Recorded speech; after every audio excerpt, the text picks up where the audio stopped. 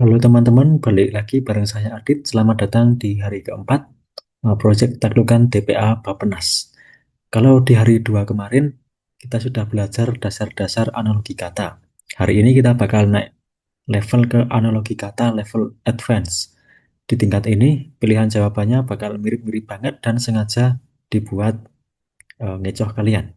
Tapi tenang, saya sudah siapin 5 soal kelas berat lengkap beserta trik mengunci kalimatnya. Yuk langsung kita bedah.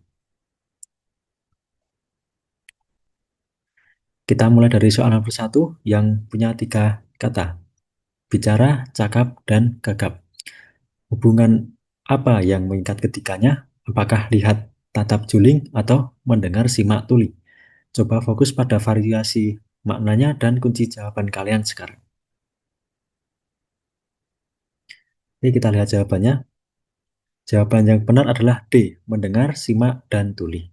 Nah, di trik level advance ini adalah membuat kalimat sespesifik mungkin. Polanya, kata pertama adalah aktivitas dasar, kata kedua adalah kondisi ketika aktivitas itu dilakukan dengan sangat baik atau mahir, kata ketiga adalah gangguan medis dari aktivitas tersebut. Bicara, kalau pinter namanya cakap, kalau keganggu namanya gagap, pola yang sama persis, cuma ada di D. Mendengar fokus namanya menyimak, kalau keganggu namanya tuli. Pilihan B salah karena juling itu gangguan mata atau otot, bukan gangguan aktivitas menatap. Kita lanjut soal nomor 2. Khawatir asam lambung. Ini bukan sekedar sebab akibat biasa, melainkan hubungan psikologis yang memicu reaksi biologis tubuh. Jangan terkecoh dengan sedih dan air mata ya. Oke, kita buka jawabannya. Jawaban yang tepat adalah C, marah, tekanan darah. Kalimat mutlaknya rasa khawatir yang berlebihan secara medis memicu naiknya asam lambung di dalam tubuh. Polanya emosi negatif memicu kenaikan cairan atau tekanan organ dalam. Rasa marah yang berlebihan juga memicu naiknya tekanan darah. Kenapa bukan B, sedih dan air mata? Karena eh, air mata itu keluar ke luar tubuh dan itu normal. Sedangkan asam lambung dan tekanan darah sifatnya internal tubuh dan berpotensi merusak kesehatan kalau naik terlalu tinggi. Detail kecil begini yang membedakan soal advance. Kita lanjut soal nomor 3. Soal 3, Bungalau Papan. Kita tahu Bungalau adalah sejenis rumah penginapan dan papan adalah kayu. Hubungan bahan bakunya harus dikunci secara spesifik berdasarkan karakteristik bangunannya. Oke, mari kita buka jawabannya. Jawabannya adalah C. Iglo S. Semua pilihan A, C, dan E sebenarnya adalah bangunan dan bahan bakunya. Tapi ingat, di level advance, bungalow adalah jenis rumah atau penginapan khas yang material utamanya didominasi oleh papan atau kayu untuk estetika alam. Nah, bangunan yang sifatnya sangat khas dengan material tunggal dari alam sekitarnya adalah iglo, yang seluruh strukturnya dibuat dari balau es. Hubungan keunikan ini membuat pilihan C jauh lebih kuat daripada tenda kain atau jembatan beton. Terlanjur soal nomor 4.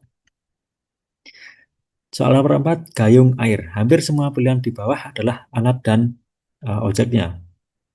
Alat pemotong kain, alat pencangkul tanah, alat penyisir rambut.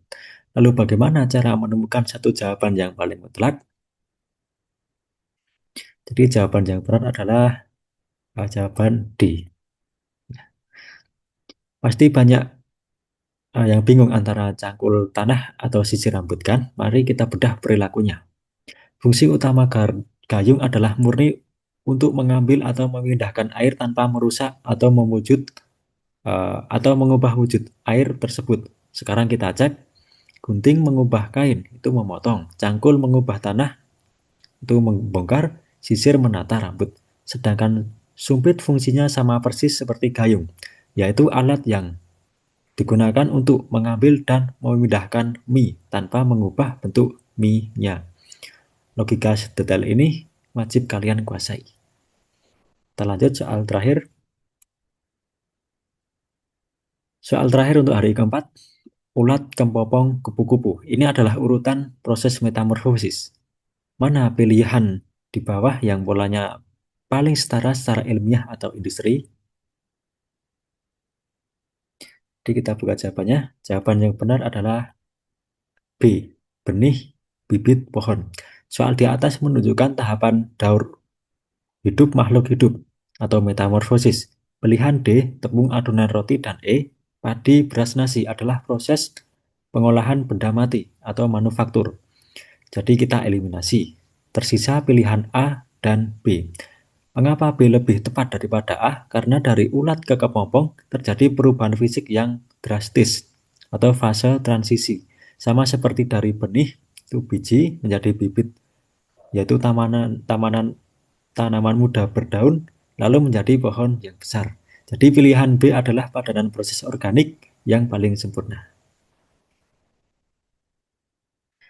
Oke, itu dia 5 soal analogi kata level advance buat hari keempat kita.